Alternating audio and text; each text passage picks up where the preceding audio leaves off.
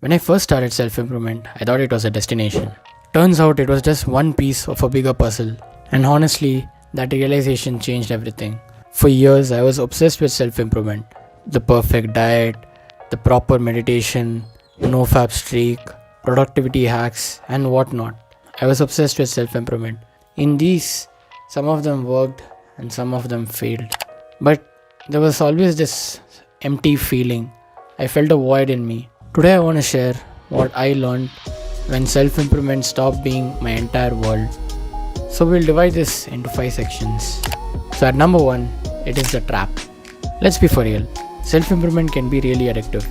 There is always a level to reach, always a new habit to build, and always a new version to become. Like I told previously, I remember I tracked everything from how many books I read to how many meditation sessions I had. I believe that there is pros and cons for everything. Some of these things help me become more disciplined, more focused, and healthier. But I also became kind of exhausting to be around. I was so obsessed in becoming my best version that I forgot to live my own life. And the only thing that mattered to me was my personal stats. That's when I realized that self improvement without context is just sophisticated procrastination. Now, section number 2, the bigger picture. So, what changed? I used to see self improvement as one piece of a larger puzzle. Your life isn't just about you, it's about your relationships, it's about how you create impact on others, and how you contribute to something that's bigger than you. These puzzle pieces include your relationships, especially when you show up for people, your work and how much value you bring to the world, your community and how you contribute to them, and then your values and how you live up to it. Then comes your growth and development. At last is the memories and experiences that you create. Notice that self-improvement is just one piece of a larger puzzle. It's important, but it's not the whole picture. When I shifted my perspective, that's when everything changed.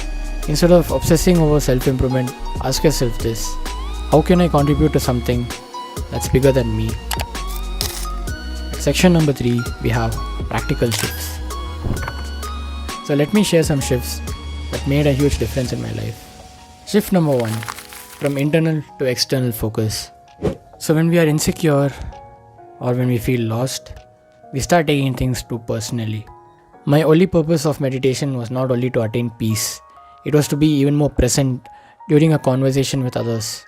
So when you focus on others, you stop taking things too personally and you focus more on what others say.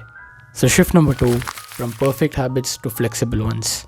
I stopped obsessing over the streak counts and focused on building clean system and started building on habits that focused on getting me closer to my goals. If you missed a workout, it's okay. Spend that meaningful time with your friend or a loved one. So shift number 3 is from self-optimization to purpose alignment. So whatever self-improvement activity you take part in, make sure it has a purpose. So before you take part in any self-improvement activity, ask yourself this: how does this help me show up for people or a cause that I care about? If you can't answer that question right now, that's okay.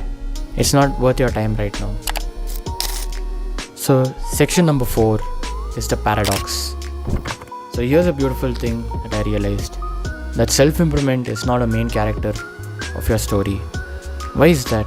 Because you're not just growing in isolation. You're growing in the real world with people you care about.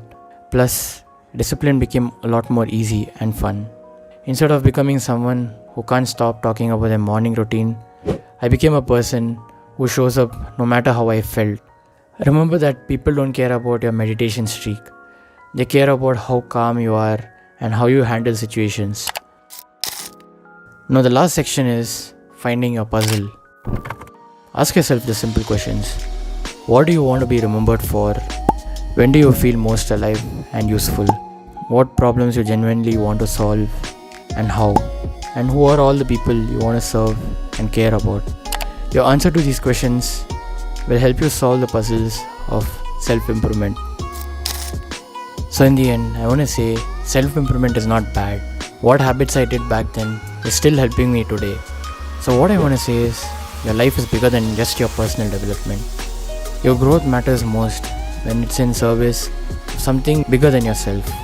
So here's a challenge. Take one self-improvement habit that you're working on right now and connect it to how it helps you serve others better. I would like to hear from you guys as well. What worked best for you in your self-improvement journey? If this video has added value, make sure to like, and if you're new to this channel, make sure to subscribe so that you don't miss out any self-improvement content like this. Till then, goodbye.